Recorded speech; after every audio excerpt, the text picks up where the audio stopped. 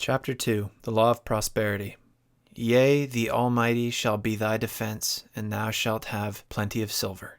One of the greatest messages given to the race through the Scriptures is that God is man's supply, and that man can release through his spoken word all that belongs to him by divine right. He must, however, have perfect faith in his spoken word.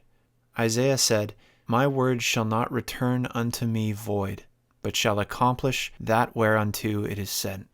We know now that words and thoughts are a tremendous vibratory force, ever molding man's body and affairs. A woman came to me in great distress and said she was to be sued on the 15th of the month for $3,000.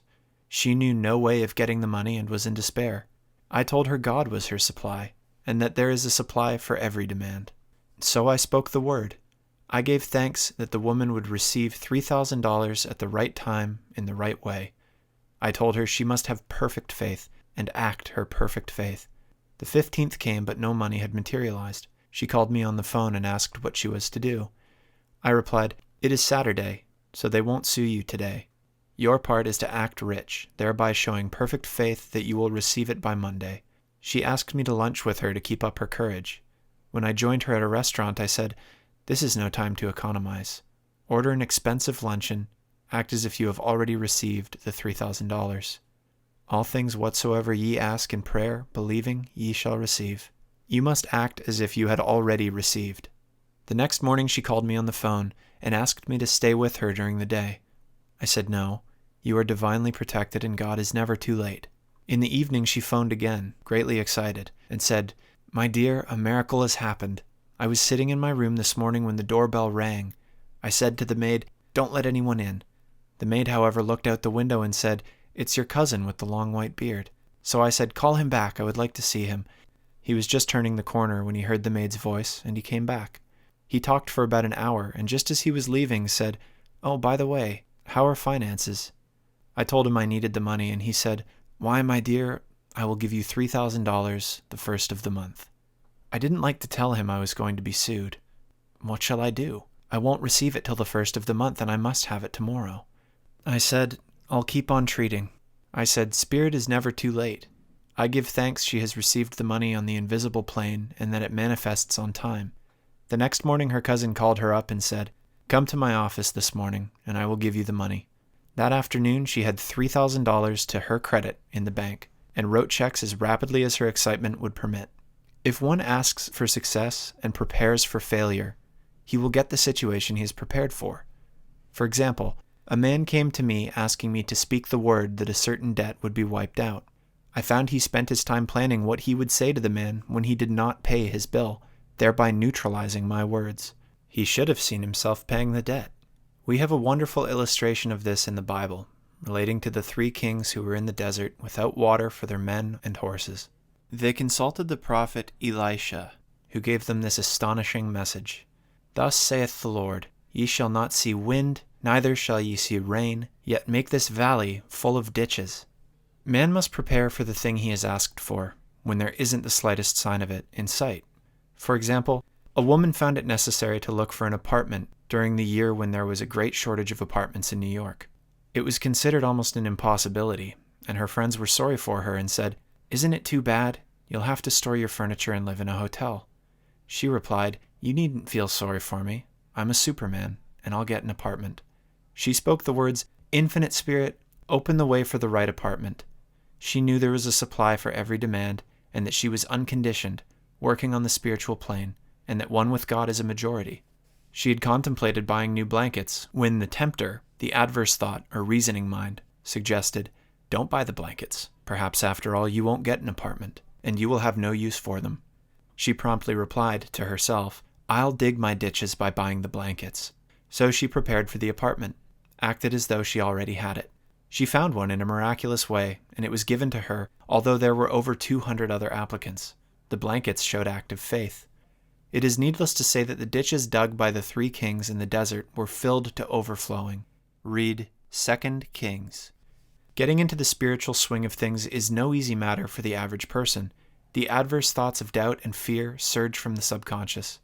They are the army of the aliens, which must be put to flight. This explains why it is so often darkest before the dawn. A big demonstration is usually preceded by tormenting thoughts. Having made a statement of high spiritual truth, one challenges the old beliefs in the subconscious, and error is exposed to be put out.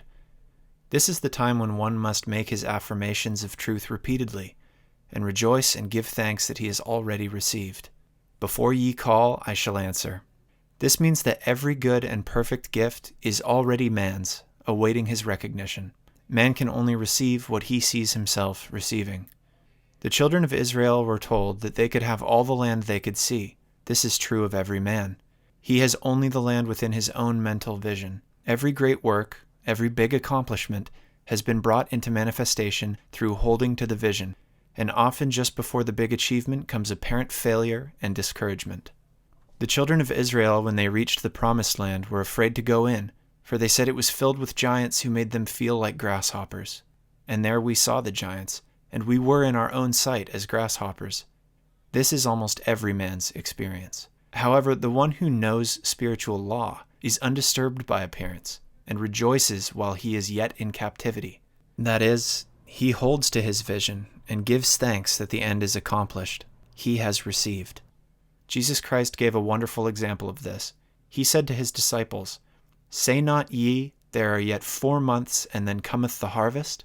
Behold, I say unto you, lift up your eyes and look on the fields, for they are ripe already to harvest.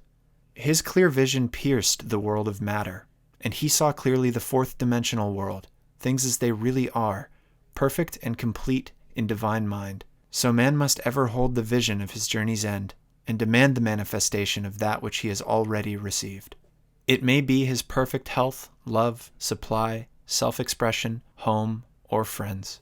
They are all finished and perfect ideas registered in divine mind, man's own superconscious mind, and must come through him, not to him. For example, a man came to me asking for treatments for success. It was imperative that he raise within a certain time $50,000 for his business. The time limit was almost up when he came to me in despair. No one wanted to invest in his enterprise, and the bank had flatly refused a loan.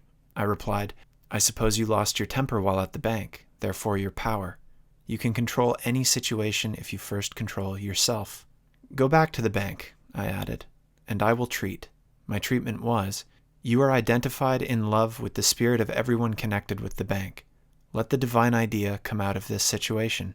He replied, Woman, you are talking about an impossibility. Tomorrow is Saturday, the bank closes at 12, and my train won't get me there until 10, and the time limit is up tomorrow, and anyway, they won't do it, it's too late. I replied, God doesn't need any time and is never too late. With him, all things are possible. I added, I don't know anything about business, but I know all about God. He replied, It all sounds fine when I sit here listening to you, but when I go out, it's terrible. He lived in a distant city, and I did not hear from him for a week. Then came a letter. It read, You were right. I raised the money and will never again doubt the truth of all that you told me. I saw him a few weeks later and I said, What happened? You evidently had plenty of time after all. He replied, My train was late, and I got there just 15 minutes to 12. I walked into the bank quietly and said, I have come for the loan, and they gave it to me without question. It was the last 15 minutes of the time allotted to him, and Infinite Spirit was not too late. In this instance, the man could never have demonstrated alone. He needed someone to help him hold to the vision. This is what one man can do for another. Jesus Christ knew the truth of this when he said, If 2 of you shall agree on earth as touching anything that they shall ask, it shall be done for them of my Father which is in heaven. One gets too close to his own affairs and becomes doubtful and fearful. The friend or healer sees clearly the success, health, or prosperity and never wavers because he is not close to the situation. It is much easier to demonstrate for someone else than for oneself. So a person should not hesitate to ask for help if he feels himself wavering. A keen observer of life once said, No man can fail if some one person sees him successful. Such is the power of the vision, and many a great man has owed his success to a wife, or sister, or a friend who believed in him and held without wavering to the perfect pattern.